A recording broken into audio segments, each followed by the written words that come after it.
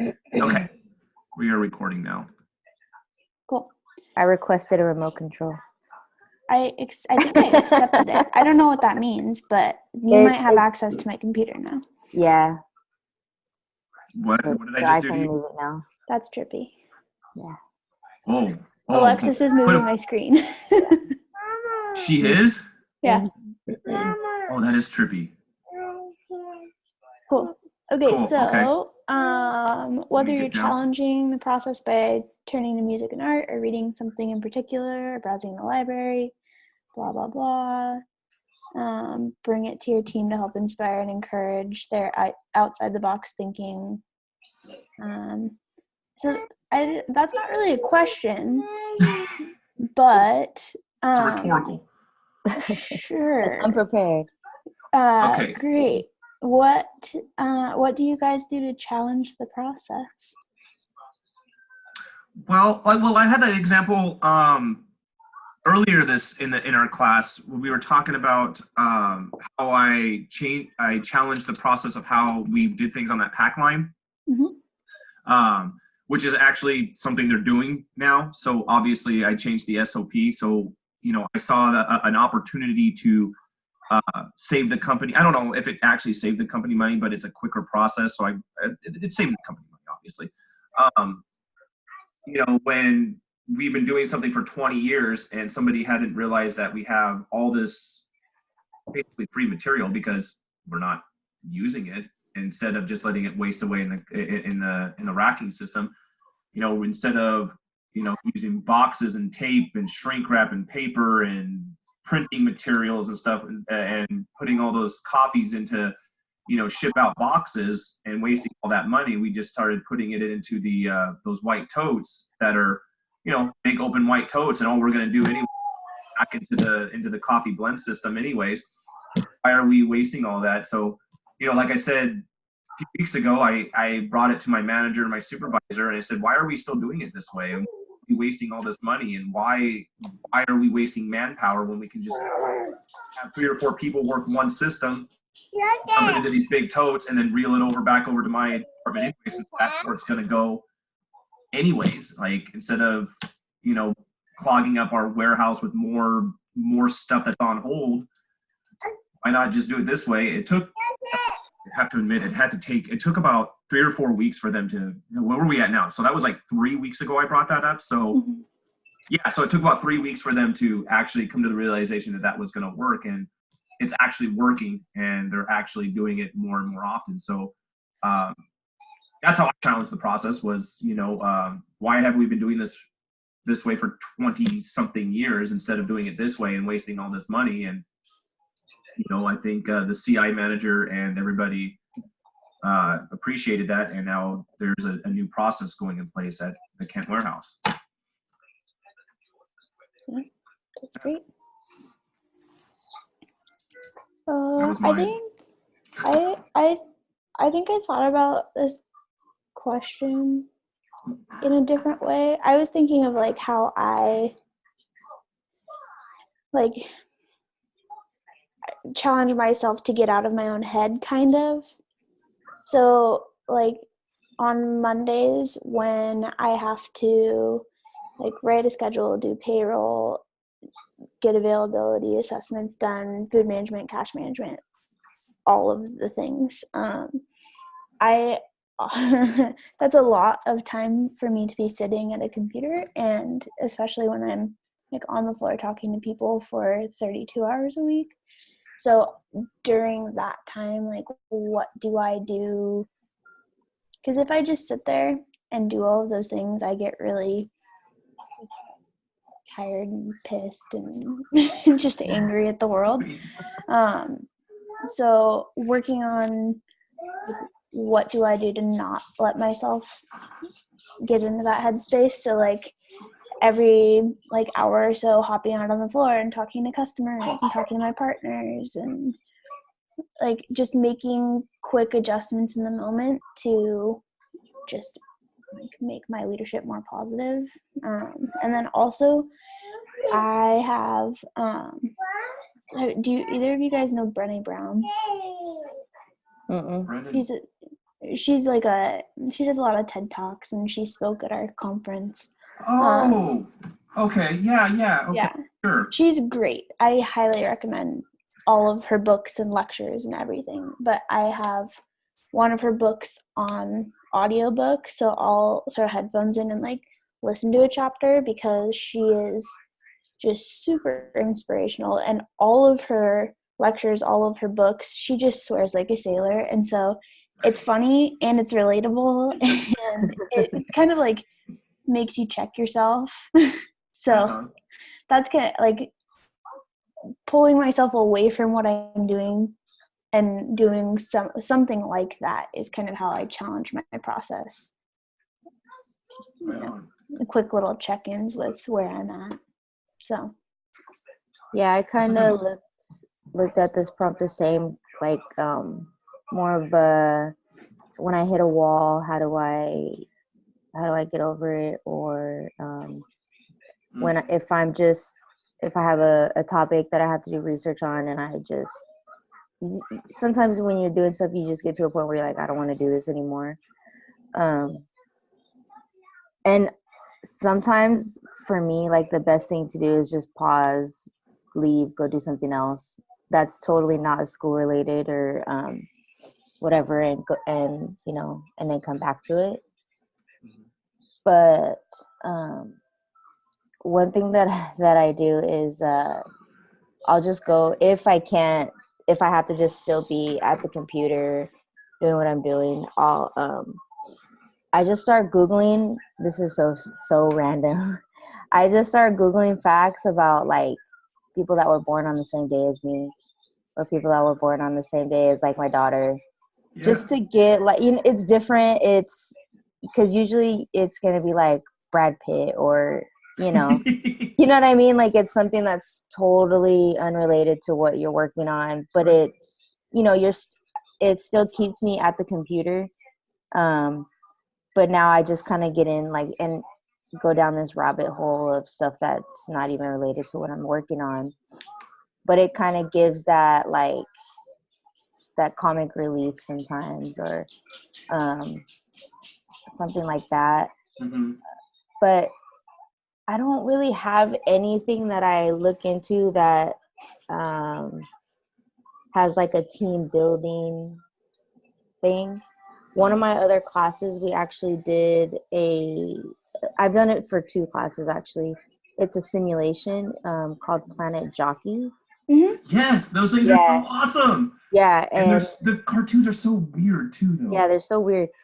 And that to me was probably the best still engaging classwork that I've done. Because it's totally different than writing a discussion board. It's totally different than taking a test. You go through a level, and then whatever result you get, you just write what you thought about the result or something like that. That Planet Jockey to me is like the best thing ever. Yes. And it's real, like it's real scenarios, which is what I like. So I did it the first time. And I was like, this is awesome. And then I had it again for another class, and I was worried because I was like, oh, I've already done this game, but I didn't know there's many versions to the game. Mm-hmm. So that's one thing that I like. That's out of the box. It's different. It's a different way of learning, I feel like, and it's a different way of engaging. Excuse me. Yeah. One thing I do too is I just go take a nap. If I get overwhelmed, if I'm home, and I just go take a nap, because sometimes that's all you can do. Yeah. Fair enough. I love that Planet Jockey. I'm glad somebody else liked it too. Yeah, I really liked it. That was awesome. Did you do the one off topic? Did you do the one where like the plane crashes one? Mm-mm. Oh, that was my last class. It was a topic where we had the 5 heads of state. It was the CEO, CFO, CHRO, and CFO, and I can't remember the other one. But you come together as a group of 5, and a big catastrophic situation happens where a plane crashes in the Joshua Tree National Forest, and you lose everybody on the plane, and you got to do everything from financial to saving face and the news media. I mean, it was awesome. Like it was, yeah, there was a complete scenario. That was my simulation. And then the Planet Jockey one, yeah, I did 2 Planet Jockeys too. It was. The one I just finished was you were playing a CEO of a pharmaceutical company. Yeah. Oh, yep. Okay. That was Yeah. release, Yeah. a I did that one. Old That was a good one. So, and then for the because the professor, he was like, it doesn't matter what your score is. Like, don't worry about like what the end result is. It's just the little, topics.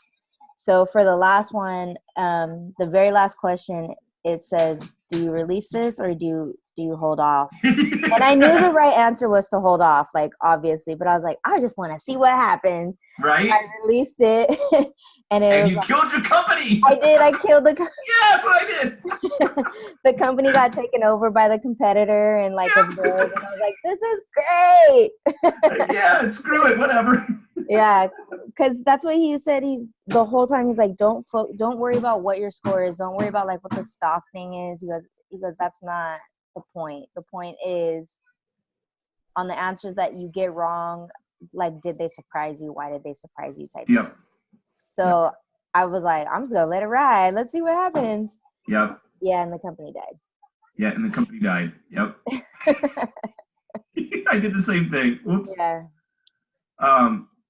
Going on this, one of the things I was actually reading this a little bit clearer. One of the things I like to do to get away for me is I just like to binge watch on Netflix. Like, not challenging the process, but for me, getting away. Like I'm with you. Like sometimes you just gotta get away and just take a break. So I like to just kind of like watch movies or Netflix. A show like Mindhunter, which yeah, it's a great show, right? Oh my God, So good. of the second season, and I'm freaking out because I want to watch it so bad. I can't wait until we have a break for our classes because I have 9 episodes of American Horror Story on my DVR. Yes. Oh jeez. That's like my favorite show, American Horror Story. So I can't wait. And I like to let them all record, and then just binge watch the whole season at once. Yeah. So so I don't have to wait like a week to see what happens to whatever. Yep. Great. We're in that time frame in our world now where we're all like, screw commercials, man. I don't want to watch this. I'll record an entire season and just watch it in one day. Yeah. Even my kid doesn't like commercials. When we're watching a movie that I have recorded for her, when a commercial comes on, she'll hand me the remote and say, forward. So even she knows. Forward? Yeah. Sorry guys, I'm exhausted. I was up late last night. I know. I didn't get home till I had to go get myself a nice grande nitro cold brew to keep myself going. Yeah. Yeah. Okay, let's do prop 2. Yep. Okay, so who have we featured in various parts of this? Challenge the Process, Virginia Woolf, A Room of His Own. Perhaps they should all in leadership courses at ASU with these minds. Access YouTube links, TED Talks, resources. So I did the Lima. I'm gonna butcher her last name. That's who I did when we were doing these, and she's actually really fascinating. I don't know if you guys went and checked her out, but she is another Peace Prize winner from Libya. She's a Liberian. She is single-handedly considered the reason why the 14-year civil war stopped in Liberia. She is just a fascinating woman. She chose to challenge the process by getting girls out of prostitution in her country. She challenged the process of questioning religious boundaries. One of the things she did was she brought Christian women and Muslim women together and asked them a very simple question. People who are raping you, killing your sons, killing you at war, do you care about if you're a Christian or a Muslim? And they all said no. She goes, So then why should you? How can we be united as a country if we are putting stipulations on ourselves as with the religious, the religions of Christian and Muslim? And how are we going to stop this war if we can't even stop fighting between ourselves? Whoa, whoa, whoa, whoa. Like how, like that just was like, that blew my mind. And that was one of her videos on there. You guys should YouTube a couple of them. I actually thoroughly enjoyed watching. I mean, it was more time obviously for work, and stuff like that for this class, but she is just an amazing person. She started a whole project called the Young Girls Transformation Project, where she goes to villages and tries to get young girls who can be as young as 12 that are into prostitution or something of that kind of line of work. And she goes and gets them out of these terrible situations and gives them hope and encouragement and helps them try to have a better life. And then in the process of her doing this, she is building up leaders to follow her.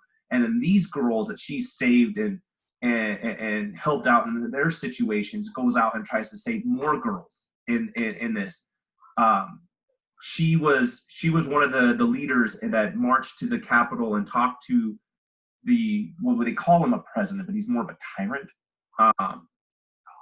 And she challenged him that the women of Liberia are tired of the war. They're tired of of all this stuff happening. And she pretty much had a lot of fear and anxiety talking to this man, because this man ran Liberia with an iron fist.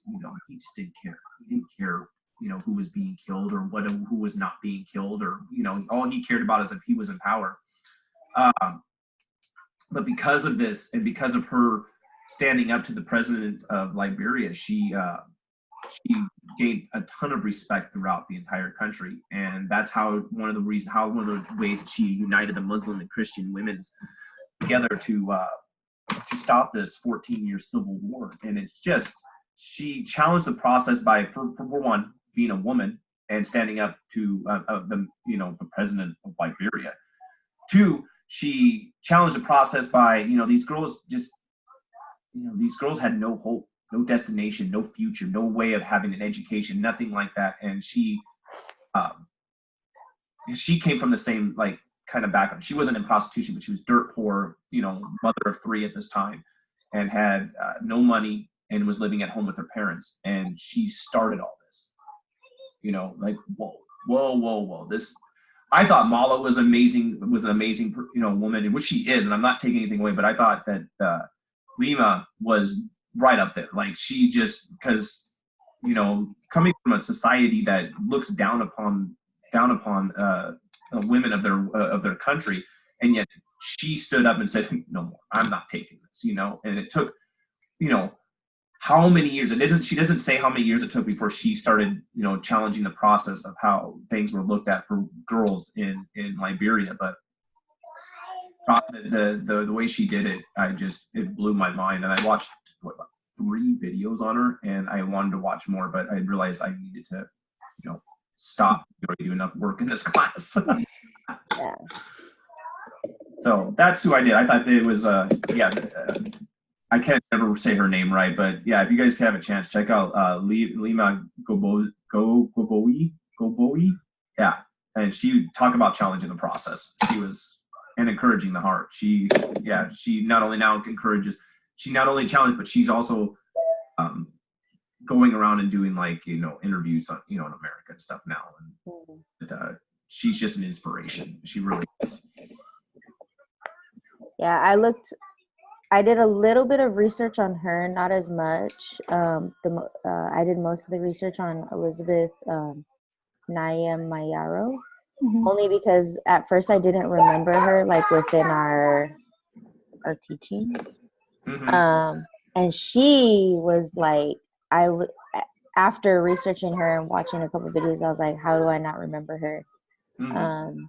She was born in Africa in Zimbabwe, and ended up her village ended up being overcome with famine. So she was actually separated from her family. So So she went with her grandmother. And her parents and her brother went to another region. I don't know exactly. It didn't say exactly what region of Zimbabwe they went to. Oh, they went to the capital. Sorry, that's what it was. But what she would do, like when she was a kid, she didn't go to school. She would walk around her village looking for food. That's what she would do all day. And when she wasn't looking for food, she was just doing chores. So, and I don't know how their chores work there. You know what I mean? I don't know. But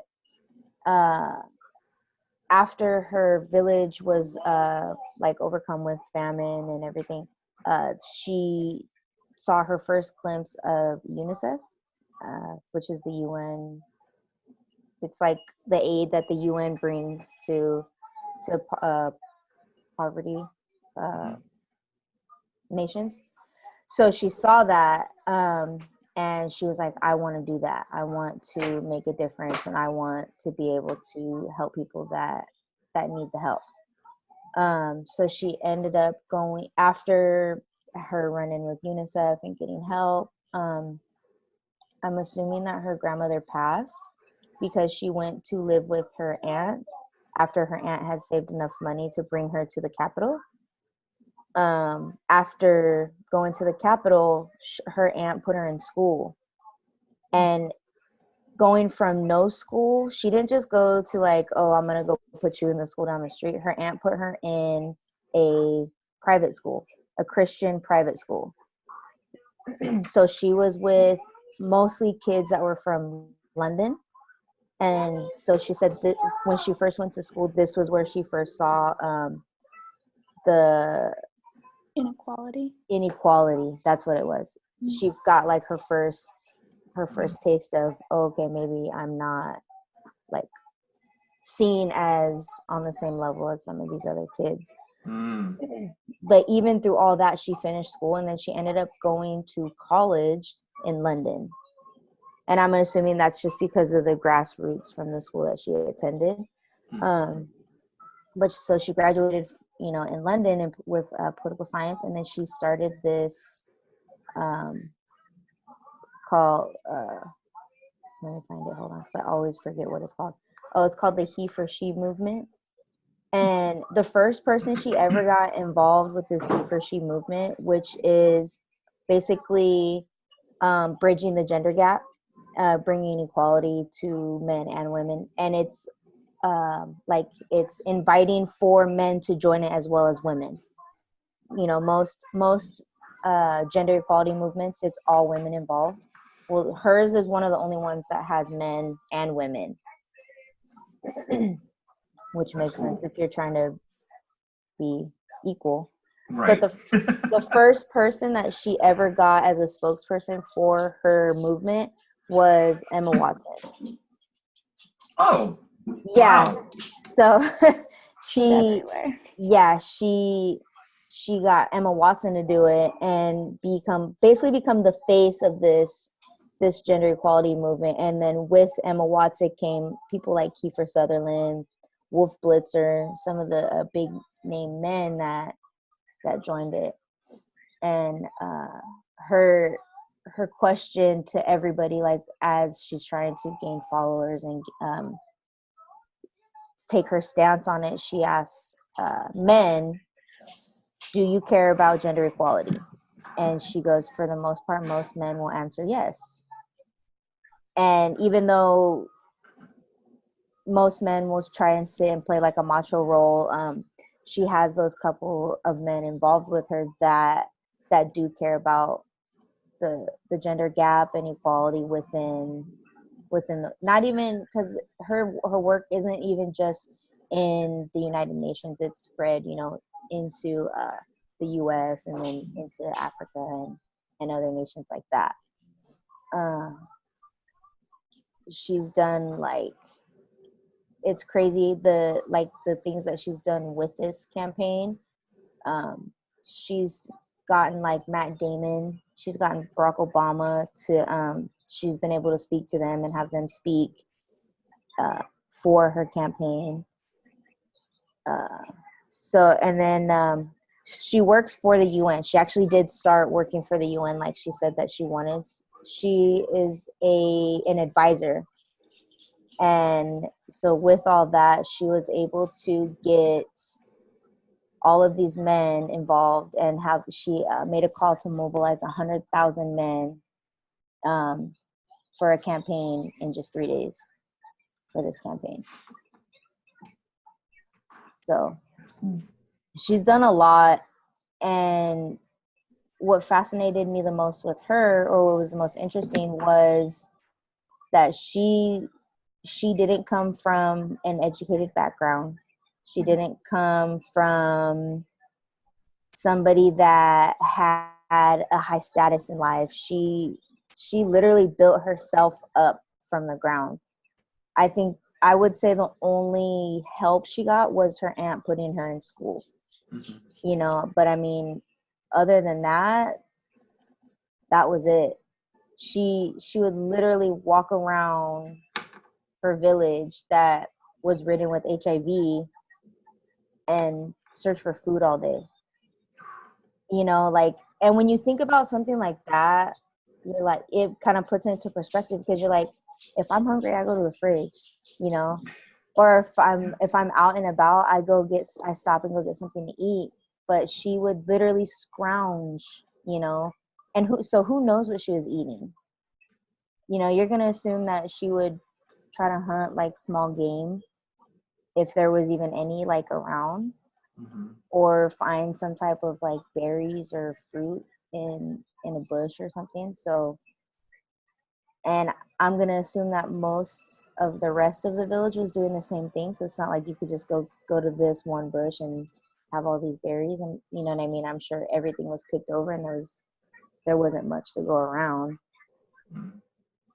So it was just, I don't know, like she was just, I don't know. To me, somebody that can come up from that, like, you're literally coming up from nothing, and then now you're an advisor to an undersecretary at the United Nations. That's saying something.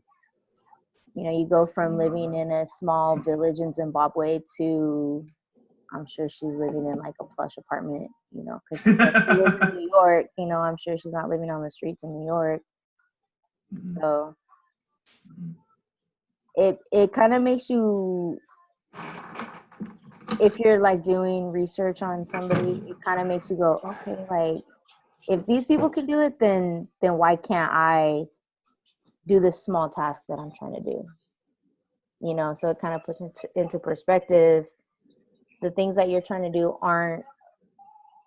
they're not as hard, and they're not as taxing as you might think, compared to some of the other really hard things that people have done and have gone through to get to where they are. It's crazy. Yeah, it was crazy reading about her.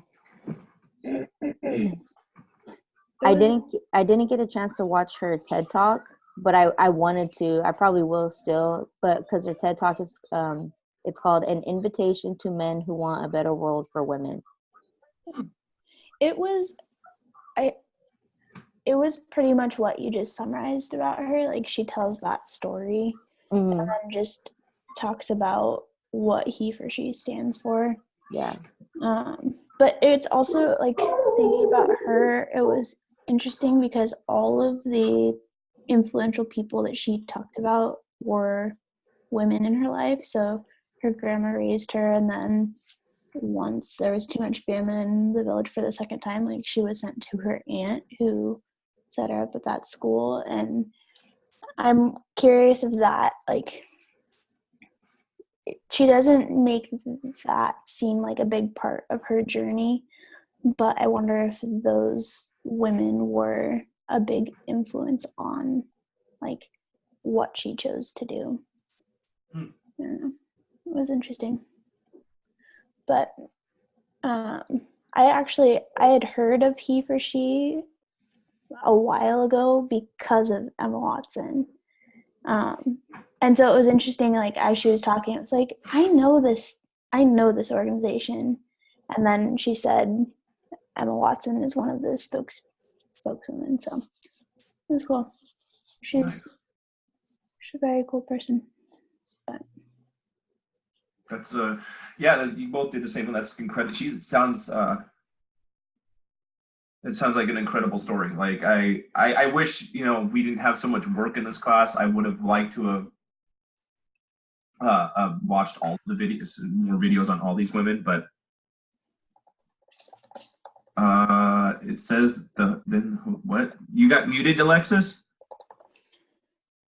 if you hover over your picture, like in the video, there should be like a blue mute or unmute button. Did that work? Yep, I got her off mute. How did I mute you? I didn't even click on I you. don't know. When I went to unmute myself, it said I can't because the host muted you. Oh, shh, my turn. Rude. That's awesome. Oh my god! Because I muted myself because my dog is sitting here barking. Oh wow! You know what, guys? You know what? This thing could be possessed. I need.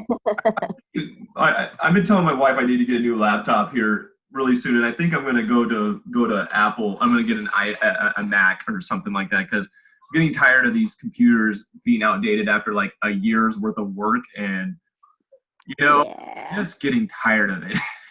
Yeah, Mac you can update. Right. You know, I have friends at work that are also in ASU, and they've been doing this, you know, for 3 or 4 years, and they've had the same laptop and have any viruses. They don't have to do any, you know, well, they have to do updates, but it's not like it's outdated in 4 years, you know. And I'm like, I'm telling my wife, I'm like, I think we need to change this because I'm buying a new laptop every 2 years because Dell. I think I've had my Mac for like 5 years, something like that. Right. And see, that's what I'm saying. Like, I have a really close friend who's had the same. We've known her forever, but she's had the same MacBook since I've known her, and she's so we've known her for 10 years. I think she's had the same one for at least 7 of those 10 years, and she went all through college with it, and she doesn't have to. She's like, I'm not getting rid of this. I don't need to. I'm like, Dell. Sorry, rant over about Dell. Yeah. Sorry, my computer may be possessed. I don't know. It happens. Yeah. Okay, so prompt 3. I didn't look forward to this prompt. When I started reading about this prompt again, contrasting between the leaders of like Mala and priorities, the people you know and stuff. I have a hard time comparing people to other people, and I have a hard time, like we did in module 1, like picking and pinpointing faults and things that are wrong. So in his thing, you know, if you're too humble to do that, you know, I don't consider myself a humble person, but I consider myself that when somebody makes an accomplishment, you know, I don't think we should compare and contrast to other people. Like, I think that their accomplishments should be, you know, rewarded and honored and not you know, nitpicked and compared to somebody. So to do this prompt number 3, I just, you know, I did Mala and Lima, and I just kind of compared and contrasted them, but it was kind of hard for me because in comparison to both of them, they both challenged the process by not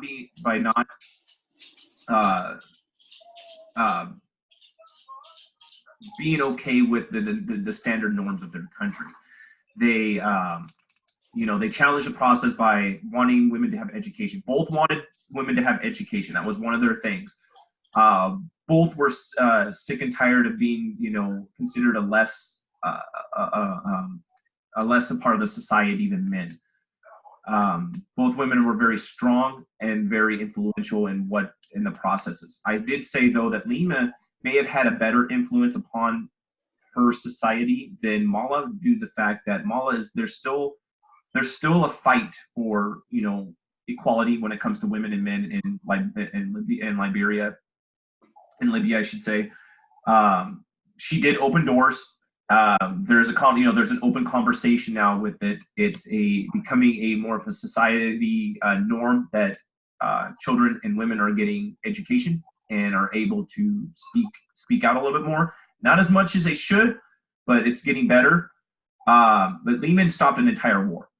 I mean, let's just put it out there. I mean, she stopped an entire civil war that was, killing their children, killing their men, killing their women, getting women out of prostitution to better their lives, to get them an education that they are well deserved to have.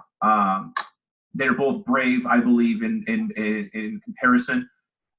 Stepping out of the shadows of a leader who didn't believe that they had the right to step out of the shadows.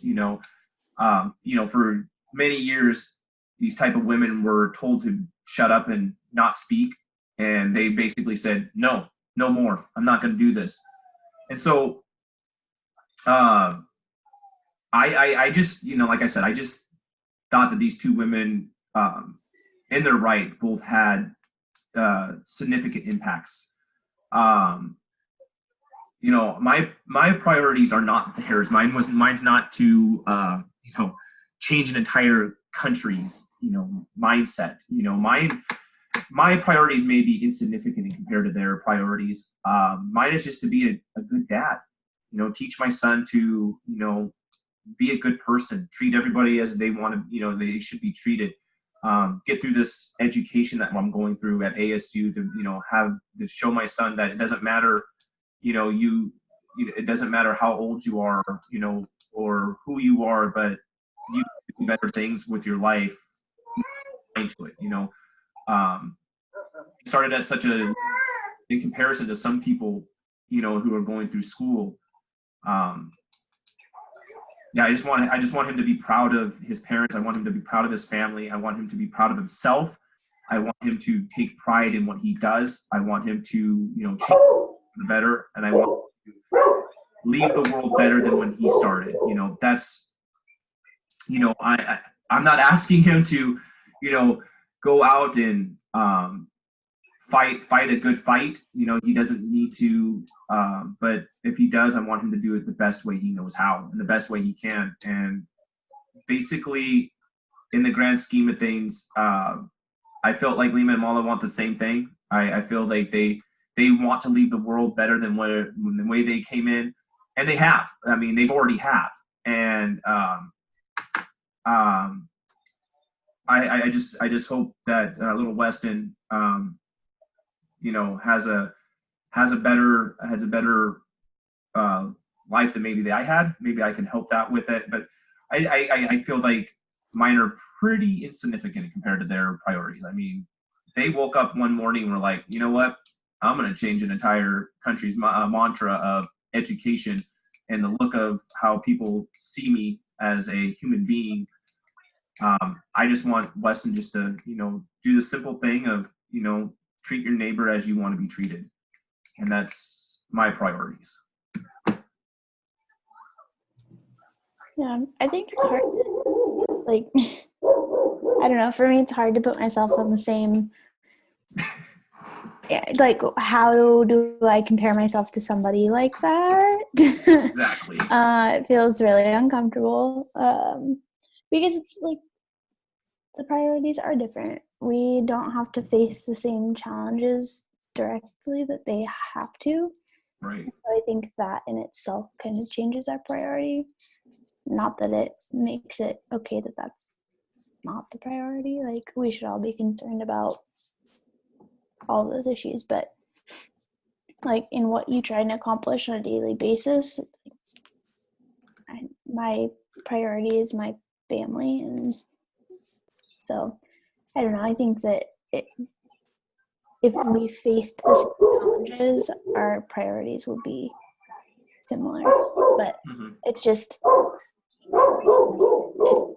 I don't even want to put myself in the same boat because it's not It's not the same.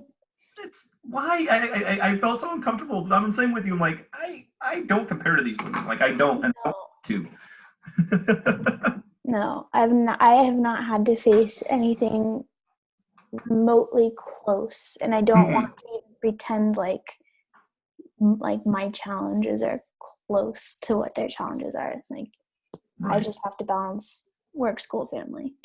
Yep. And make sure I don't burn down a warehouse. Yeah. Yeah. Please keep sending the coffee. Right. Yeah. So I didn't like this prompt. Fair enough. I didn't either. I really had to. I felt like I I was like, okay, I hope this is okay. Yeah. It feels just as uncomfortable as when we were trying to pick apart Malala as a leader. It's like, this doesn't feel right. This feels opposite of what we should be doing. So I guess if we're thinking about coming full circle, we went. For real. Full circle, feel super uncomfortable talking about it. I don't know. So I didn't spend a whole lot of time thinking about how my priorities are similar to her priorities because they're not similar at all. Same. When I looked at this question, I almost kind of disregarded it because how do you compare yourself to somebody like that? That would be kind of like us trying to compare ourselves to Martin Luther King or anybody else that's done these great things and basically progressed humanity. And not that I'm not worried about humanity or anything like that, but these guys have done things that are on such a large scale that you can't compare yourself to them. You can compare yourself with like the very basic things of, we all get up, we all put our pants on when we get time type thing. Sometimes, yeah. But accomplishments wise, or even like I would even say frame of mind thinking wise, you can't compare yourself. And that does have to deal with the fact that we don't experience the type of oppression that they have experienced. We don't experience the type of danger in our lives just for being who we are, type of thing, like they do. So it is a non-comparison, and there's nothing wrong with that. You're always going to have that small percentage of people in the world that are just they change the way people think, and they change the way people act, and they literally change policies around the world. And and the world needs that small percentage of people to continue changing and to continuously grow. But that's not taken away from us and the fact that we don't do that. All we can do is what's handed to us, and they took what was handed to them and refused it and said no and stood up and became a voice and became a pillar of change. And I can't compare myself to that. I voice, you voice your concerns daily, and you voice your concerns, say at work or something like that, but nothing to the scale of what Malala or Martin Luther King or Virginia Woolf or any of these people have done. But it's because of them we don't have to. So if it wasn't for Martin Luther King, there are people out there that would have to wake up every day and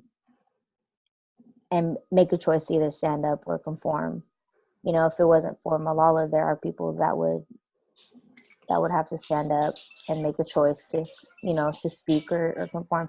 And it's the same with all these other people. They are the reason why we can say, well, I can't compare, and it's okay, you know. So yeah, when I took this question as there's not really a discussion to be had about it. None of us and nobody in this class can sit and say, well, you know, I don't know. I don't even know what area you would be able to sit and say that you compare. You know, like I said, besides the most basic thing is, like, you know, I blink with both my eyes at the same time. You know what I mean? Like, there's nothing. And I feel like if you do think that you compare to these people, then you need to take a strong look in the mirror and realize that you don't, unless you're actually making a change and you are a voice somewhere, you know, continuously growing the other people around you, not just yourself.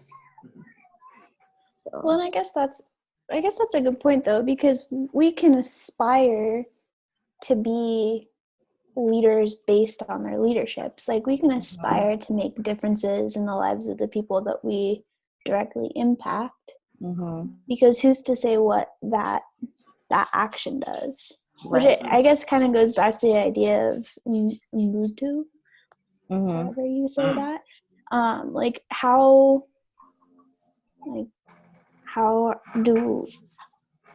what we do impacts so many other people. So not to say that what we do is like anything comparable to any of these leaders, but how do we use what they've taught us to be better leaders and just be the most that we can be with what we have? Yeah. Like, with the tools we're given, how can we be right? Even like Charles was saying, you know, his focus is on making sure his son is set.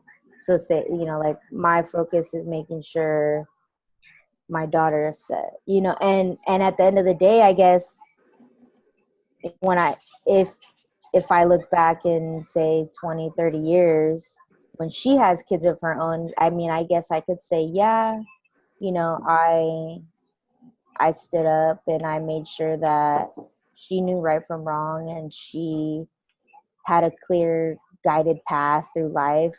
You know what I mean? But even still, that's nothing compared to Malala or anybody saying, yeah, you know, I ended wars and I brought equality to the nation. And, you know what I mean? So. Yeah. Yeah.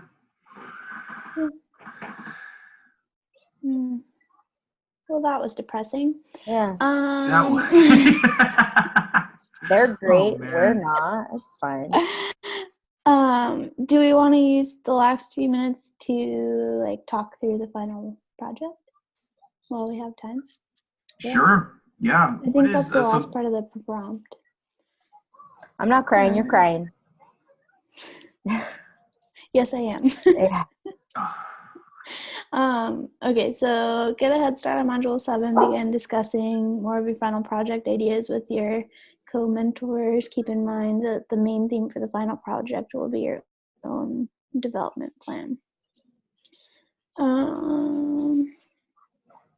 Cool. So have you guys started on? Is it Module 7 already? Are we still in 6? We're in 6. We're in 6, and it's due in 7.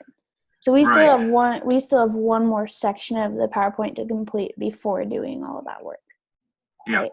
Yeah. So we so finish. We still have We do 11-12 this week, and then next week is when you put the finishing touches and go through with the 360. Okay. Yeah. So we use the 360 questions that we use for our Dunder Mifflin memo. I forgot that's what we did. I haven't. My wife thought it was funny as hell. She thought we were nerds. Well, yes. Tell her, don't blame me for that. Hey, you know what? You got to make fun out of some of this stuff. Like, if we got to do it, you got to at least make it fun. It's funny because the first sections of my PowerPoint, I had a lot of the office memes. And so it's just Nice. going to fit in really well. Nice. Funny thing is, I have not used any office memes in mine. Oh, there are some good ones. Oh, I know. I don't know why I never thought of that because it'd be perfect for this class. I've used like Rush Hour, like the one where it said, "Do you understand the words that come out of my mouth?" Like that kind of stuff. But yeah, I never thought of The Office. Oh, there's some really good Dwight ones, and there's some really good Michael Scott ones. Oh, I bet. Hi there. So for the final project, I guess maybe I don't have the prompt up correctly, or I'm not understanding what we're supposed to go over for our final project.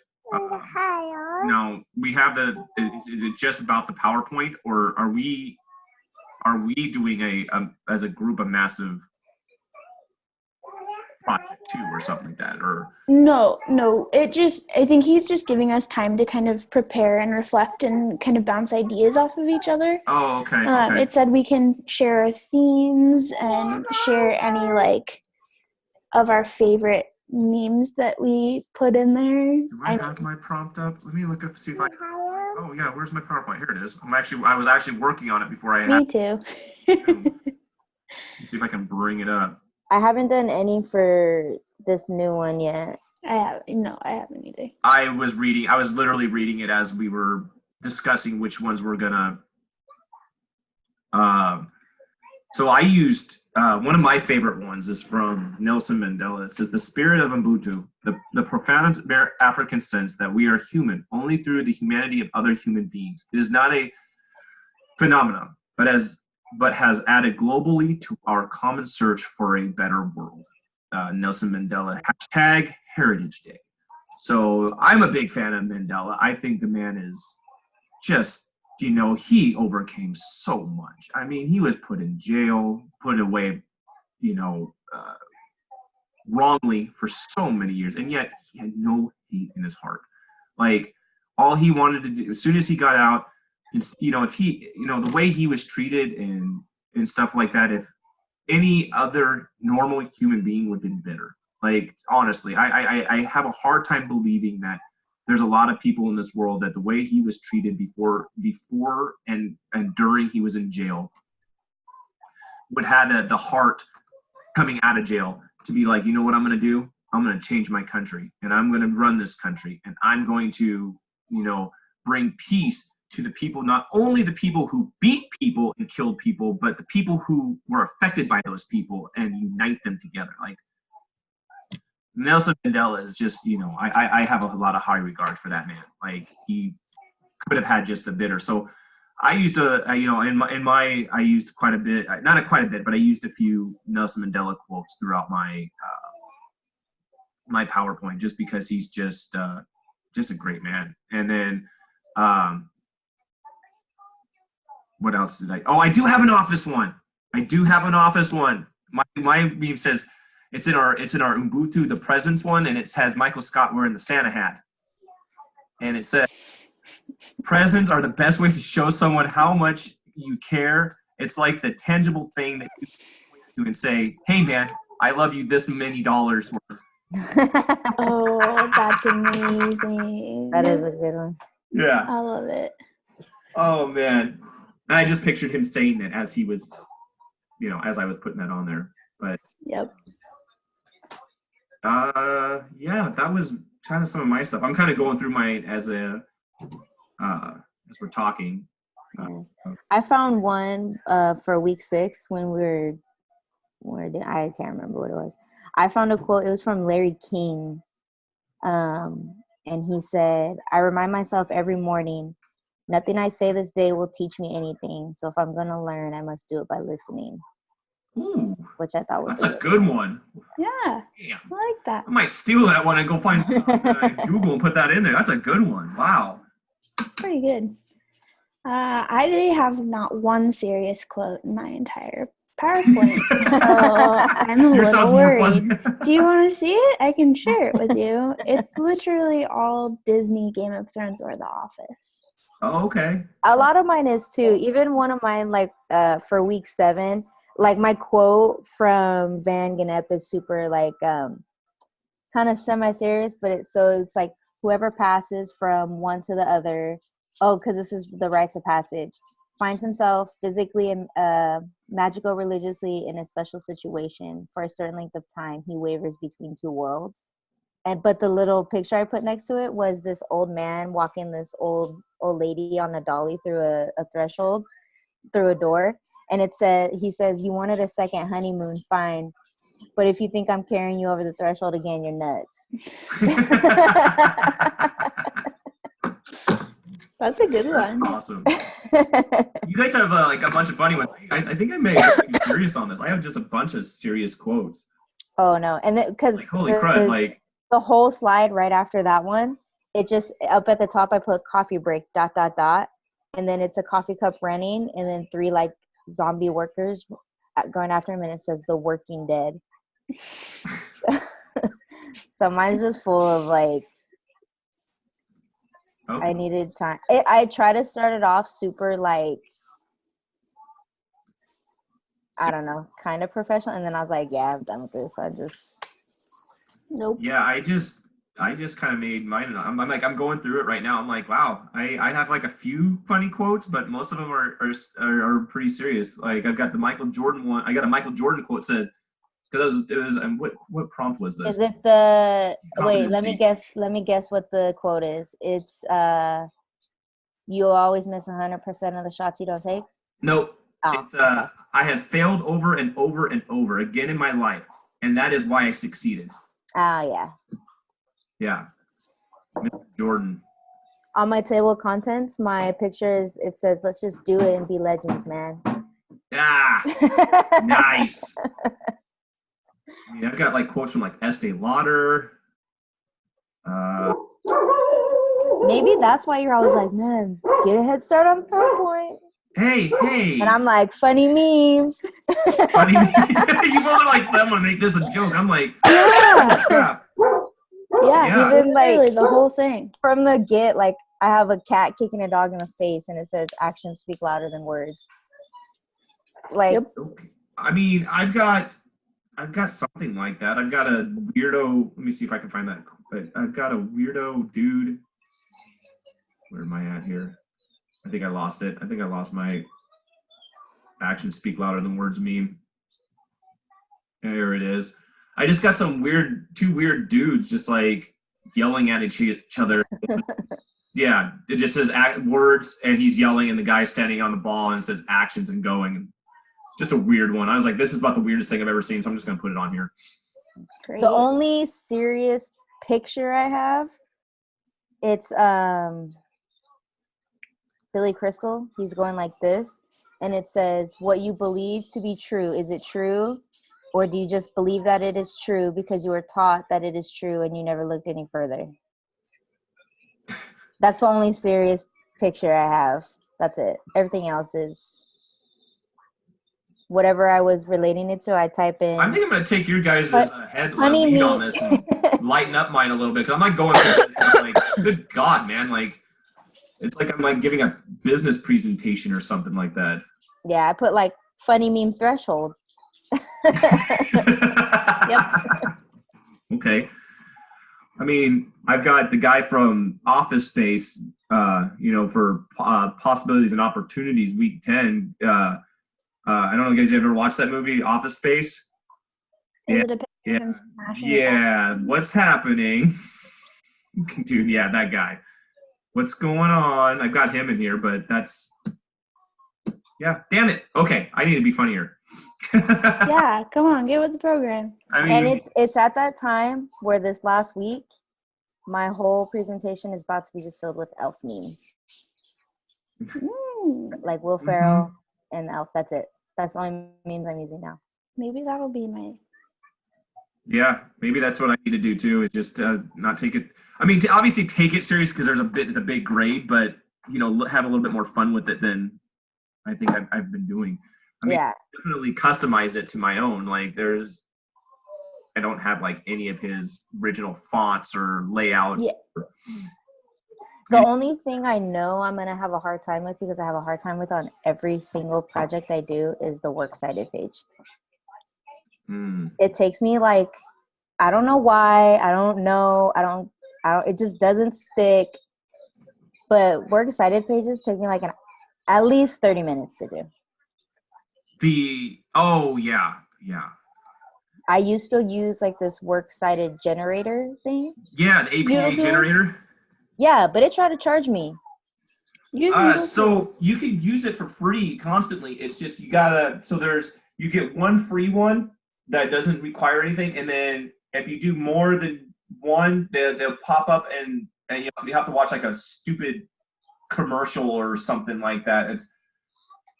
It's really ridiculous because it's like it's an interactive, so you have to like click on things and all that kind of stuff, and then you can use it for like 24 hours for free after you do this crap. See, that's ridiculous. I just got done saying that I don't even like commercials on TV, and now I gotta watch commercials when I try to do schoolwork. Just use Noodle Tools. Noodle Tools? Okay. Yeah. Noodle Tools. Okay. Yeah. Noodle Tools Express. You can pick APA, MLA, or Chicago. So click on APA, and then you just type in all the information, click generate, and it pops it up for you. Okay. And whatever happened to MLA? Because that's what I used to use all in high school and stuff. That's Who what uses I learned. Chicago? Who's ever used Chicago format? Never People used in Illinois. people in Chicago. No, my wife is from Chicago, and touche. she don't use it. It's all a lie. I see that all the time. I'm like, Chicago format. I don't even remember using that in high school, like, or even in any of my college classes. Like, who came up with Chicago formatting? Because I have never been asked to use Chicago formatting. No. Yeah. But I also had never used APA until I started at ASU. Yeah, it was all MLA before ASU. Yeah. I had a hard time with that. I actually got my very first class, not my very first writing class. I actually got docked because I didn't read the instructions fully, and I did an MLA because I just assumed, that was poor on me for assuming that everybody used MLA because that's all I ever used, and so I did an MLA format paper, and yeah, it docked me too bad. But she said next time use APA and follow the instructions a little bit clearer. I was like, Ew. ouch. Oh. Yeah. Okay. Well. Yeah. If you just put more funny memes, and your PowerPoint will go by a lot faster. I guess so. Yeah. If you just spend too much time looking for real quotes. You're probably right. Like, I have 3 Big Bang Theory memes on one slide. like the end, like at the end of the slide or something, like that separates the weeks or something. Is that what you did? Oh no! Like in the content slide. Yeah. Okay. I put Napoleon Dynamite in my content slide. Yes. I mean, shoot, guys.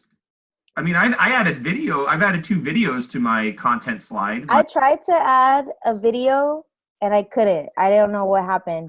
I tried to add the Carlton dance, and I couldn't. So I didn't do that. I actually found an inspirational story about being a leader, and I put a YouTube video on it. But you gotta stop that. I know, God, I'm actually got a good sense of humor, but I take this stuff so dang serious sometimes because I'm. But he likes all the memes. Like that's he likes it. So I got extra credit for my memes. Did you really? Yeah. That's it. I'm done with this. You want to see the slide that did it? I'll show you. I thought my memes were pretty good, and I didn't get any extra credit. I didn't get any extra credit. Yeah. I thought the Legends one, the let's just do it and be Legends, was. Oh, that is pretty. Can you see that? That is pretty good. Like, I'm gonna give you credit on that. That's pretty. All right. Put some Dwight Schrute in there. Yeah. Oh, did you guys see what Game of Thrones tweeted? No. They tweeted out winter is coming. Like yesterday. Oh, God. Thanks, Game of Thrones. This is the other one that I did that I thought was really funny, and I was proud of myself for.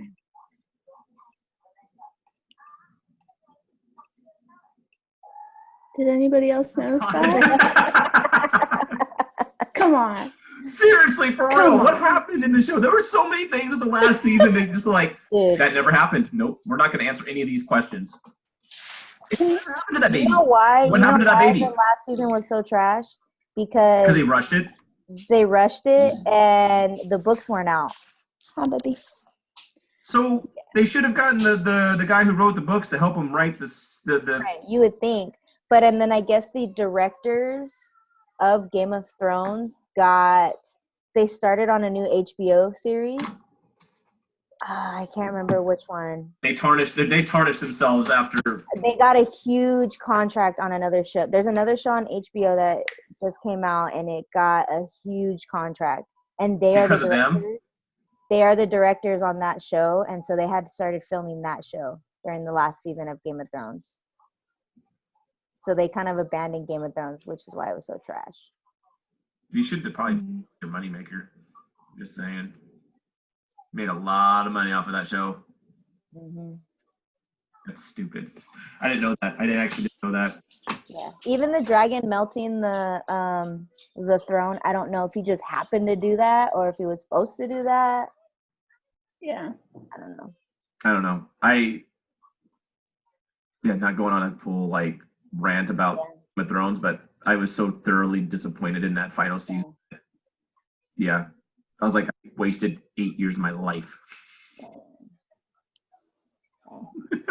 But then I heard they were coming out with another series, so I was like, okay, they can kind of redeem themselves. And then they canceled it. And I was like, okay. And then they tweeted Winter is coming, so maybe they can redeem themselves. Because I know I'm going to watch it. I can talk as much as I want, but I know I'm going to watch it.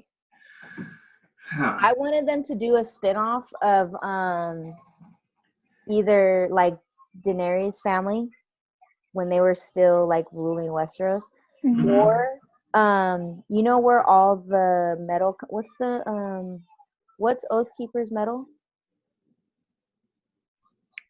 What? The sword. Yeah. Okay, what's the metal of the sword? what's it called? Is it Tigerian? No, it's not Tigerian metal. It's Steel. Really? Isn't it? No. It's not. No, isn't it glass? No, it's not glass. Is it No. the dragon's glass? No. I thought it was Targaryen steel, but Valerian steel. Valerian. Okay, so and remember Valeria. Wait, Samsonite. Valeria was where when they, dang it, I'm forgetting names because I haven't seen it. When Tyrion, remember when he was outcast and he was on the boat going through the place? Volantis? Yeah, remember, and he fell in and there's like those weird The stone creatures. Yeah, so that used to be the capital. Yeah. So that's what I wanted them to do, the spinoff of either when Daenerys' family ruled Westeros or when Valeria was still the capital. That'd be interesting. Yeah, I should be a Game of Thrones writer. There you go. I second that. Do it. Do it. Because those are you would watch that, right? You'd heck watch that. Oh, I'm probably gonna watch anything that has to do with Game of Thrones. I mean, honestly, I'm kind of a sucker for that crap, even though they pissed me off at the final season. Yeah. So, I'll do it. Whatever. Go for it. Do it. Do it. Yeah, because Valeria, everything vanished. Like, they don't know, nobody knows what happened and why those creature things. But supposedly the creatures that are living in Valeria were the residents. Yeah. The people that used to live there, and they're just stuck there. Interesting. Do it. Trust me, I've done so much Googling about Game of Thrones, especially after the horrible last season. Fair enough. Okay. Well. Hey, friends. I think this is our last meeting, huh? No, is this our last meeting? I think we don't have a meeting next week. I don't think we do. Really? It says Mod 7 SYWD, everyone's business. Mod 7, challenge, 360-degree question activity, which is like a little quiz. Yep. Mod 7, final project, 12-week plan with 360-degree questions. That's it. Final project accepted. Oh, is this our last one? Yeah, you guys are on your own now. Don't be asking me for no more help. Stop texting me. We don't. I know. I never text back either, and I'm always like, oh, yeah, I should text back, and then I forget. It's not a big deal. We got such a big plate on our hands, so it is what it is. I don't hold it against you. Good. Yeah. Claire Claire's does. dancing. She's happy it's over now, too. Oh, I'm just really cold. Yeah. Really It's cold. cold here. Mm-hmm. It really It got is. cold here, too. It was 34 Oh, what is degrees it? this morning. What is it? 70 degrees in California? Ew, no, it was like 45 and pouring rain. Yeah. Okay. Okay. Well, it was 45 on my way home this morning at like 3 in the morning. So it's let's see how hot it is right now. Oh, it's 51. Like a heat wave. I would be cold in here. a t-shirt. Yeah. I had snow down here in my house. Yep. Did Same. you get snow? We got Yep. snow, yeah. Actually, I'm not sure if it was snow. It was hail. So much. It looked like snow. It was, yeah, but I'm counting it because the parking lot was covered. So we get hail quite often, but we don't get snow. Snow is like, you can probably go 2 hours and get snow. Oh, wow. Or you can go 5 hours the other way and get beach. Or 2 hours Terrible. west and get cold beach. Yeah, that's all we have here is Cold Beach, so. Yeah. Yep. Yeah. Our beaches suck. So an hour is like San Francisco, Monterey, cold beach. Mm-hmm. But it's good crabbing right now. 5 hours south is like LA. So that's Morn Beach. And then 3 hours to the snow, 2 to 3 hours to the snow, that's like going to Reno, you know. Tahoe. Tahoe. Yeah, we go to Tahoe every year. We go to Tahoe for like the day sometimes. Oh, that's terrible. Yeah. So terrible living in California. You just have every single weather you want whenever you want. Hey, we have rain, so. Hey, we got mountains and trees. Us too. We have nothing after. In a It desert. rained here yesterday, and then people drive like 30 because they think that they've never seen rain. Hey, Yeah, check out. You guys should Google. So over in Spokane, did you guys hear about the 100-car pileup? No, what? Check that out. That is in some insane stuff. Oh God! Holy crap! There was a 100-car pileup outside of Spokane, Washington, because it started snowing, and all of a sudden there was a 100-car pileup. It was like straight out of like the movies, like that action scene where like Bruce Willis comes out of nowhere and like cuts across, and all of a sudden everyone just crashes into everybody. you know what I'm talking about? Just some random car chase. That's how it ended. Like there's just like cars in the middle of the highway. They're all smashed. There's like not hail, but hay, like bales of hay in the middle. Like it straight looked like a Hollywood production. That's crazy. And then the Spokane the Washington State Police came out and said, "Well, this is not how we wanted to start our holiday transportation week." And I'm like, "Yeah, no shit, dude. Like, you really? That's what everyone decided to do. 100 people decided they just wanted to crash into each other. Yeah, that's the dream. How do you 100? 100-car pileup. Like, I hadn't even heard of this. I'm like, oh, I think there's a crash 5 miles away. What? Oh, yeah. Like What? How did 100 people that dumb? Like, I can understand like 10, 12 maybe cars. Yeah. Well, with bad weather, like pilot. 100 though, but it is Spokane, so there's that. Full Compton. Yep. Yeah, Spokane's ghetto. Mhm. I've been to Compton. It's pretty ghetto. Spokane, okay, Spokane's not Compton ghetto. It's just meth head city. Oh, so it's like Modesto ghetto. It's Yeah, there you go. Something like that. Yeah. Yeah, you don't. We have to stop in Spokane, coming to and from Montana, and I like I. They don't Yeah, go I'd rather stop in Coeur d'Alene. Yeah, that was my suggestion as well. Yeah, that or Oh, just I keep need to- driving and get to like Ritzville or something. Even though Ritzville's a hole, but anyway. Brightsville. Yeah. Oh yeah. Okay, guys. Well, this is our last one. It's been a real pleasure, honestly. You guys have made doing teleconferences a lot more fun than the past ones I've done.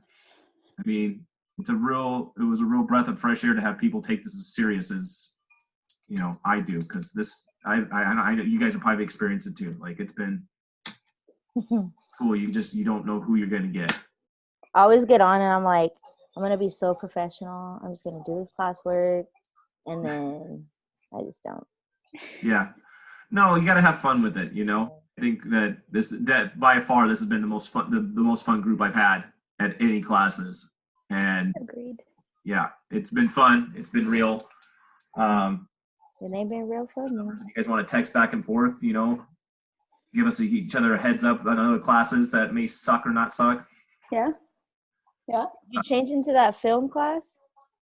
No, I haven't. I might have been in other places because, well, for one, this class, and two, my mom comes into town next week, and that should be interesting because she's from Ohio, and I don't know if you know people that come from Ohio. It's definitely a different breed of people. I was thinking about moving to Ohio.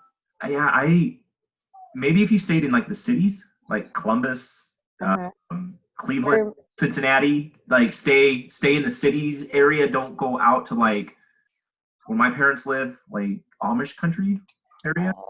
Okay. Yeah, it's kind of an armpit. Okay. We're looking around like Dayton. Okay, yeah, no, Dayton, yeah, Dayton. That's okay, but stay away from like Akron, like that area. Akron's kind of ghetto. LeBron James is from oh wait, okay. You said ghetto. Okay. I said LeBron James is from Akron.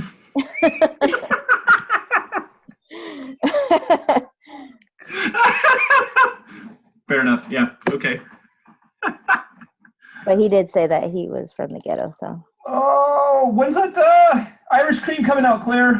I'm waiting for Tuesday. it. Cool. All right, I'm gonna try Tuesday. It. Is there a shortage on soy? No. I don't know what California's doing, but no. Oh, only because I went in yesterday. I mobile ordered and they didn't have soy milk, and I was. That might just be a store ordering issue. Okay. I'll say that, or it could be their distribution center, wherever they have their distribution center for you guys. I think that would be Modesto, California. That you'd probably be getting it from the Nevada plant. Where's the Nevada plant at? Carson City. I think where you guys would be getting your stuff from, because we're the only plant in the entire network that doesn't deal with the creams and the milks and the frappuccino. For some reason, somebody thought it was a great idea in upper management about 5, 7, 8 years ago to move all that to a third party, and it is failing. Well, I remember even when I was at Starbucks, when we first started getting Pike in the 5-pound bullets, we had to put the brown strip and write when it was the date it was roasted and then where it came from, because it was like super appealing when you put it on the back shelves. And I just remember always having to write Carson City. Yeah, they don't do. Yeah, I was there when Pike launched. Okay. Yeah. I was there. 145 were my numbers. Oh, 145. Damn, I'm 459-641. I'm 202. So I'm up there with it. You're about 6 years, right?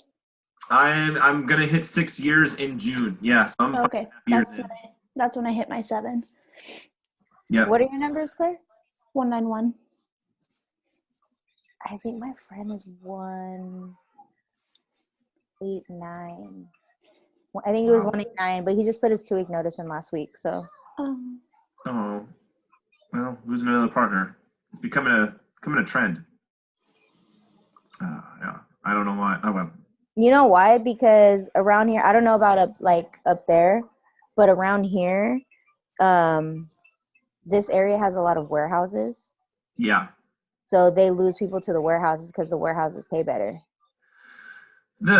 So I work for the roasting plant / the distribution center for, well, kind of a distribution center now, but we pay better than most warehouses in the area. The problem that we're running into is it's Starbucks is I don't know if Claire notices it or not, but it kind of feels like they're kind of getting away from their Mission and values. yes. Yeah. I feel like that's not new, because even when I was there, it was different. Even so, I remember when Howard Schultz stepped away, and then that other dude came in, and the Walmart guy. Yeah, the Walmart guy, and he opened a bunch of stores, and he said, "I want a Starbucks on every exit of I-5," and because I-5 runs north to south. Mm-hmm. And so he opened all these new stores, and then they started closing them. And so the very first store I was at was one of the closures. But even then, it was different.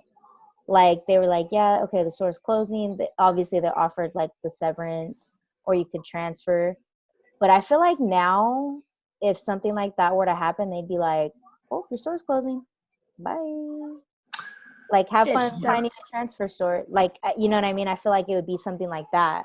But when my closed, they found my transfer for me. I didn't have to do anything. Oh, yeah. No, they closed 2 of the stores in my district, or my old district. Yeah. And the partner, they didn't have an option, it sounds like, where they were going. Yeah. They just said, here's the store that needs you. Yeah. Yeah. I still like the company I work for. I really do. I mean, there's not very many, I mean, I shouldn't say that anymore, because there's a lot of companies that are doing what they're doing for us. I just, I've got time put in, obviously.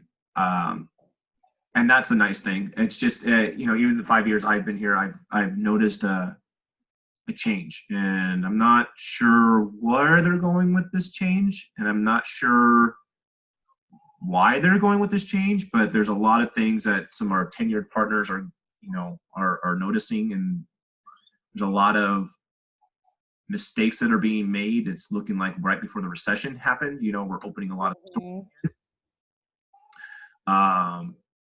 We're hiring a lot of people again that may not be necessary. We're opening a lot of shifts that we do need it, but are we being safe about it? You know what I mean? Like, we can't keep our foot on the pedal. There's just some things that are happening, and you're like, I don't know about this move. What I noticed too, like, the main reason why I left was because, so I was a supervisor, and I had gone to interview for assistant, but like, so obviously you're like, there's the district manager there, and like the store manager there, you know what I mean? Mm-hmm. Because I went to another store. Well, my store manager was also there too, and it was so cliquey, like, and even we would have other managers like come into our store, and then they would just kind of like chill in the back, which is whatever.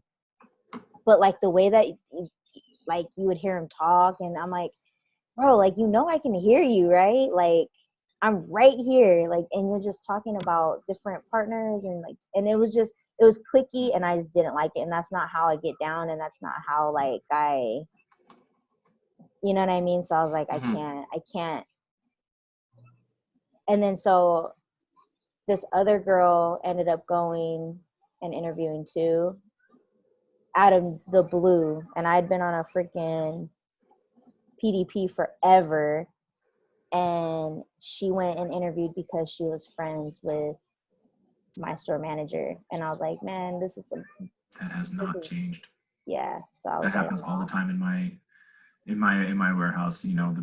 There's people that are extremely qualified for some positions that open up, and all of a sudden this person that nobody saw it coming is now Mm-hmm.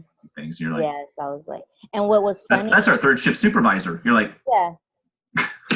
What's funny is my old manager, she ended up moving to Seattle and working at, dang it, she ended up working at a store, and she ended up getting fired because something about a homeless person. So I guess Seattle's like a safe haven or something like that. Yeah. yeah, And there was like a homeless person at the store or something, and she ended up kicking them out of the store, I think. Something along those lines. yeah, So that she ended up getting fired. yeah. That's a big no these days. Yeah. Big no in all stores right now. Ever since Philadelphia. Yeah, because in California, like if you make, like, you can be there, but if you do, like, when I was there, anything that you did to like disturb anything, like you were out. They would ask you to leave. Yeah. Like I had one homeless person go in the bathroom one time at like 4 a.m. and set the fire alarm off, and I had already put in my 2-week notice. So I went into the bathroom and I was like, "What are you doing?" And they're like, "I didn't do that." I said, "Yes, you did. Like, you set the alarm off. Get out." But I had already put my 2-week notice in, so and they totally set the fire alarm off. And I was like, you set it off. Like, really? I said, we all have to go outside now. It's cold. We all have to get out. Yeah. But yeah. So I was like, I'm out. I can't do this anymore. I was getting burnt out anyway. So yeah. Now I don't have to deal with customers. Now I just cuss freely all night long. Oh man. All right, ladies. I'm gonna sign off here. I've got what time is it? Yeah, I gotta start thinking of going to work. I've only gotta be there for a couple hours today. I just gotta go clean a garage and come home, but I still gotta go do it. Yeah. Simple things you don't think about, where your grind coffee comes from. Hi, how you doing? Gross. Yeah, so yeah, it's a nasty job. It's not fun and I don't like it, but whatever. It tastes good, so I don't care. Honestly, I don't even like cleaning the grinder at my house. Right? Big.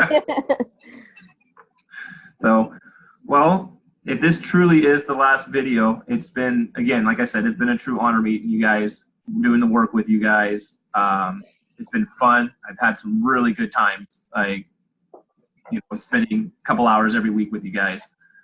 I hope that our conversations don't end dramatically. I hope we can keep in touch through like text or something like that. But Alexis, if you want to just peace out on us. I don't mean to. I'm busy. Yeah. Claire, I hope I run into you sometime through Yeah. being living up here, and maybe our paths will cross, maybe at the SSC or at the warehouse. Maybe, we'll both be leaders somewhere in the corporation. Lexus, maybe you'll come back to us. You'll come back to us. Maybe. They always come back. Or maybe I'll be in Cali and I'll say hi. Maybe. We'll see. Do Probably the not. Michael Scott thing. You'll invite me to California and I'll just plan on coming down. Yeah. Yeah. But wait a couple months till it gets warm again. Okay. It's fair not enough. that fun in the winter. It's got that cold thing going on. I'm proud. Yeah. It's awesome that you're a Yankees fan. Yeah, it's sick, We right? have common ground somewhere. We may not see eye to eye in football, but we can see eye to eye in baseball. Mm-hmm. Mm-hmm. Yeah, Astros cheated. That's why the Yankees didn't get to the World Series, but whatever. That was, yeah. Sign stealing. Yeah. Yeah. Stupid Astros. Mm-hmm. It's fine. Oh, wow. We're going to go all in. Pulling the Patriot move there. Little bit, huh? Yeah, Little filming bit. pitches. Yeah. Okay. Right. And whistling during the games, whistling the pitch signals. I knew all Texas teams in every single sport. I hate them. Cowboys, Texans, Astros. All right, I can Rangers. find that. Yeah. Rockets. I can get behind that. I don't have a basketball team anymore, so somehow the guy that I work for had a little responsibility behind that. Sore by that at all. So I don't really watch too much basketball. I watch college basketball, and I'm a big fan of Georgetown. So let's just bring back the Sonics. Sonics. They're better than OKC. I miss them. I mean, Probably few fans that watch them, but whatever. Northgate's been demolished. Maybe they'll put another stadium in there. Yeah, right. You guys got Portland semi-close. No, can't do it. Can't do it. You guys got Carmelo. Can't do it. Can't root for Portland. Can't do it. Too many I-5 rivalries. Can't do it. Just like I can't root for Golden State. Can't do it. Can't do it. Sacramento Kings can't do it. There was too many Western Conference rivalries going on there. And I tried. God tried to root for one of those teams. Couldn't do it. Just there was too many sore memories that came up. Yeah. Sacramento Kings aren't even good enough for anything to be a rivalry. So. Yeah, no, I'm a Kemp and Payton man until they bring a new team back, and I watch these Blazers and Golden State when nobody was a Golden State Warriors fan, or imagine being down here. Actually had a fan base like Chris Webber type stuff. Yeah, no, I can't. Too many sore memories. Yeah, imagine being down here with all that and all these people. There's this dude at my work. Sorry, didn't want to end our last conversation. Yeah. This dude at my work does that, and I'm just like, whatever, bro. He became a fan when they won their first championship, and I'm like, whatever, dude, I can't. And then he just started watching football, so he goes, I'm going to be a Cleveland Browns fan, so nobody can say anything because they're the worst team in the league. And then now – Did you say they want to be a Cleveland Browns fan? Yeah, so he want to be a Cleveland Nobody Browns wants to do that. I'm sorry, that's what fake. I said. Nobody wants to be a Browns fan. I said, you know what? I said, if you became like a Niner fan or a Raider fan – because they're your local teams, like I could get on board with that. Or if you became a Saints fan because his dad is a Saints fan, I can get on board with that. I said, but you're doing it just to be like, you're not a real fan. And then you go and Google every single fact about the Browns. That doesn't make you a fan. But whatever. We have $100 bet on who wins more games, the Niners or the Browns. So looks like I'm about you win. Yeah. Inevitably. Yeah. I'm going to text you guys when the Niners win the Super Bowl, though, okay? Hey, you know what? You guys had I'll send you a Seahawks hat. You had a perfect record. Okay, we missed a kid without Robbie Gold. Okay, so hey, I'm proud that we have your that blemish on your guys' record is from the Seattle region. Like, and it was a great. I honestly, we can get on Zoom next week, and I will eat my beat the Ravens. That's going to be legit because that's a true test right there. Because that boy is a monster. Like, we've had that. We had Kaepernick. They figured him out too. They're going to figure out Lamar Jackson. You can't only throw for 85, 87 yards in the first half, and that's like, oh, he's doing great. Homeboy, you threw it 9 times. That's nothing. He's on pace to be he's on pace to break the rushing record for a QB. The dude is trash. He's a monster. I don't care. He's Michael Vick on steroids. Like, he's like a baby Cam Newton. Oh, come on. And look how Cam Newton ended. Cam Newton, right? Okay. That's how Cam Newton. He looks like Madea. Okay, come on. Cam Newton. Lamar Jackson doesn't look like Madea. The triple option, and now where is he? On IR. Same gonna happen with Lamar Jackson. Just wait until you see Joey Bosa running him down. And on that note. It's okay. They said the same thing. Oh, wait till Green Bay comes in, and wait till Green Bay comes in, and we smash them. Okay.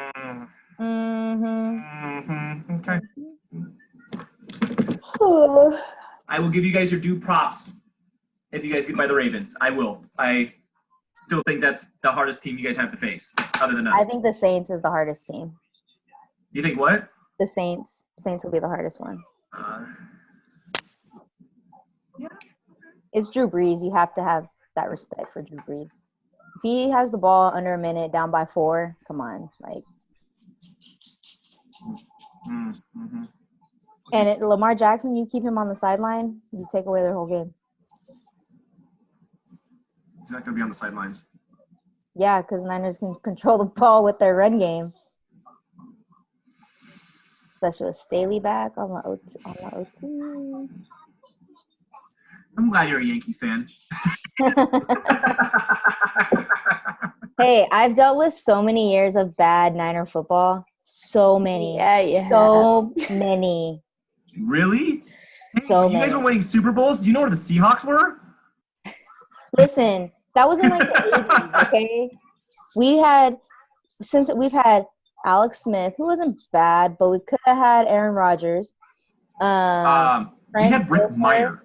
Trent Dilfer. We had Tim Rattay. We had Trent Dilfer, Rick Meyer, Warren Moon on his end of his career. I was gonna say Warren Moon. That's Hall He of was Famer. good, but he wasn't great. He got lucky because we had a defense and our offensive line was superior. We had Lamar Jackson start, Charlie Whitehurst, Charlie Jesus Clipboard Whitehurst started for the Seattle Seahawks. You want to talk about bad teams? Go on. You guys won Super Bowls while we were hoping to get in the playoffs, or even 3 games. We had to deal with Chip Kelly. So I'm an Oregon fan through and through. He's an amazing college coach.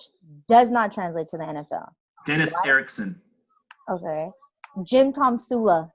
Tom Flores. Just recently. Tom Flores. Jim Mora. Mike Nolan. Mora. You remember Jim Mora, that son of a... I remember Mike Nolan, who said, I'm going to wear a suit for every game, even though we're going to go 1-15. He was classy. He was a classy gentleman. No. He wanted to look like George Hallis. He's a classy gentleman. Ridiculous. Same tie every time. Classy gentleman. Bad omen. Bad omen. Okay. Bad omen. Well, ladies, on a serious note, I really do got to get going. Yeah, me too. Yeah, I gotta get this. I gotta go give the stores their ground coffee. Gross. Anyway. All good stuff.